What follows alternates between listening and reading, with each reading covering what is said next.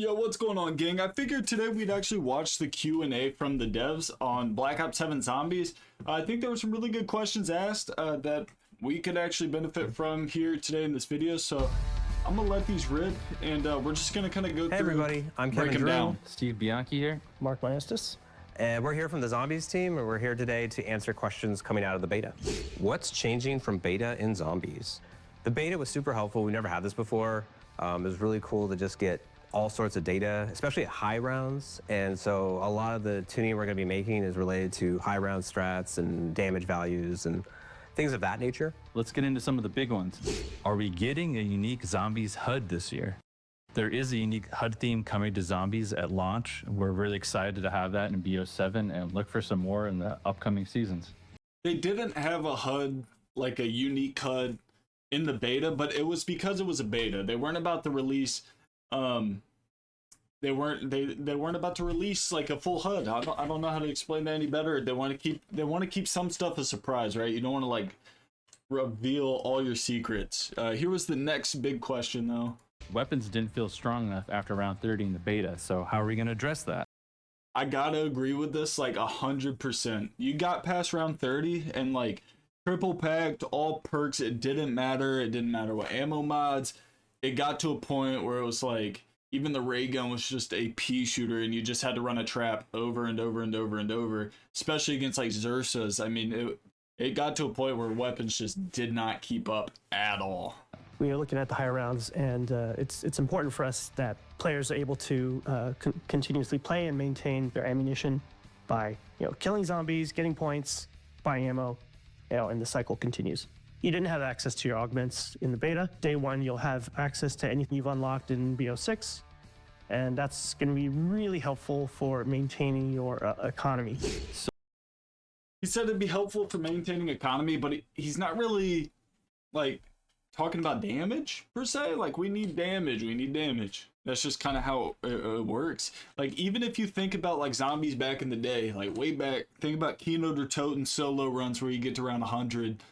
Like, you were still doing damage in those really, really high rounds. You were just getting flooded with zombies. They gotta focus more on like higher round outputting more rather than just necessarily meaning stronger. Like, there's gotta be a cap, and then it's just you get overwhelmed. I mean, that's the magic of it. So for the saw blade trap, we did decide to increase the price just a little bit there. We saw that a lot of players were spending a little bit of essence and almost making that all back. So we're going to bump that up, and we're also going to reduce the attraction on that. Also, they're reducing the attraction because you could buy the trap and stand beside it. You could literally stand beside the trap, and like it would just nothing would touch. It was like a monkey bomb basically. So if they reduce it, the trap will work just as good. You just won't be able to just freely stand there. So we have this change with SMGs, where at really close ranges you'll get a damage bonus. The shock baton is getting some adjustments too. We wanted to make sure the weapon is balanced with the new abilities of heavy attack and critical attack. It was doing pretty significant damage during the beta, and we wanted to make sure we have room to grow with other weapons and give them their own identities. We've also made some other minor adjustments to a few other weapons, which you can find out When we go live. Why was the Doppelgast in the beta? A lot of people have like talked about this, and like they're kind of upset about this. Like, we got the Xerxes, and then we got the Doppelgast. Like, honestly, I'm just gonna skip that question. What it's point? Like, who cares, bro? Like, who cares? Like, I thought it was sick. Like, it changed it up. This is what we want to know right here. Cursed, bro. Cursed. Tell us more about Cursed. I would love to tell you more about Cursed, but the mode is inherently built to be about discovery and letting the community figure out what is all in there. So we're trying to kind of strike that balance of letting you know the general shape of the mode. It's a harder, more advanced mode. And once you're in there, you have the classic point system, no mini map. You start with a pistol. But besides that, there's other attributes that change, like ammo costs and things like that. But what you're doing in there is you're trying to find these relics. And each relic is this additional difficulty modifier. So you find that, you unlock it permanently, and you can activate relics and make the mode even harder. But by doing so, you'll also unlock additional rewards. And the first reward is once you hit kind of tier 1, is golden armor now becomes available in Cursed as a wall buy. With that said, let's try to answer some of the questions you do have about the mode. First seems so gas. Can we get Cursed at launch without having to unlock it? So we know there's a lot of discussion about this, and we totally understand that players want to experience this version of zombies.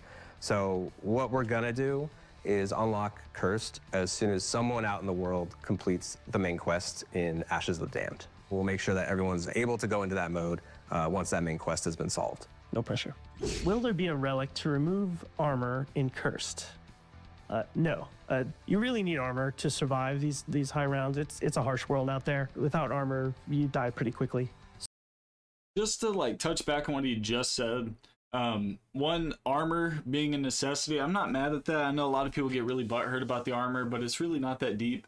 And then as for Curse, so essentially you yourself do not have to complete the main quest. Like, it's not per person. Once one team solves the main quest, he unlocks it for the whole world, which is really, really cool that they're doing something like that. So we do have an augment for Vulture Aid that will automatically replay an armor piece for you when you pick it up. But also, there's golden armor, which you can get after you upgrade to 3 plates. You're gonna need golden armor in Cursed. It's a really challenging mode. When you start stacking those relics at higher tiers, it's essential.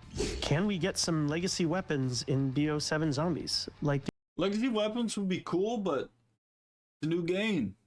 You know what I mean? Like, it's a new game. Like, people are so stuck in the past, man. It's a new game. the Olympia and PPSH 41. We've seen the discussion about this, and we are looking into how this might be doable, but no promises. Was the X52 resonator from Season 6 originally supposed to be a wonder weapon? So, we've seen your theories online. Sometimes the community can be pretty accurate. But in this case, no.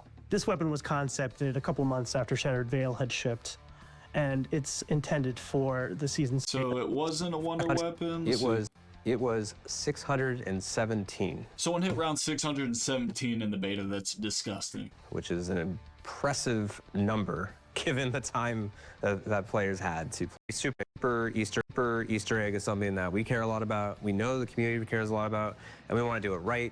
So it's something we're looking into for Black Ops 7. This being a continuation from 6 to 7, it makes a lot of sense if we're going to do one to have it at the end of this year. Thanks for the feedback during the beta. We love the Bam! There you got it, gang. Listen, if y'all are new to the channel, enjoy the content, hit that sub, crush the like, and I'll catch y'all tomorrow for another heater. Let's get it, gang.